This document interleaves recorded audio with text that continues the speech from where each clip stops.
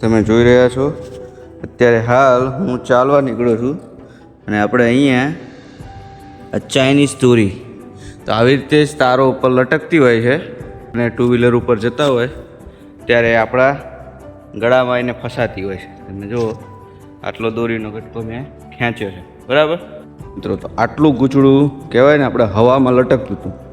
તમે વિચાર કરો કે આ દોરી કોઈના ગળામાં ફસાય, ક્યાંય અટકાયેલી હોય ને કોઈના ગળા કપાય, એટલે માટે ચાઇનીઝ દોરીનો ઉપયોગ ના કરો. સ્ટેન્ડ, લોખંડનો સળિયો, કારણ કે આવી રીતે જ દોરીઓ તમને લટકતી મળશે ગમે ત્યાં. અને કદાચ ક્યાંય મળે તો ગૂંચળું વાળીને પ્લીઝ સાઈડમાં નાખી દેજો, સળગાવી દેજો, જેથી કરી બીજાને નુકસાન ના થાય. સાદી દોરીથી પતંગ ઉડાડો અને ઉડાડ્યા પછી પોતાના પેજ કપાય તો દોરી પાછી ખેંચી લો, કટકો ના કરી દો. ઘણા ખરા મિત્રો દોરી કપાઈ જાય પછી કટકો કરીને જવા દે. એ જ દોરી બીજાના ગળામાં આવે છે, પક્ષીઓના પાંખો કપાય છે અને ઘણાને અકસ્માતથી કહેવાય ને પોતાના જીવ ગુમાવવા પડતા હોય છે, ઘાયલ થતા હોય છે. તો મિત્રો સાવચેત રહો.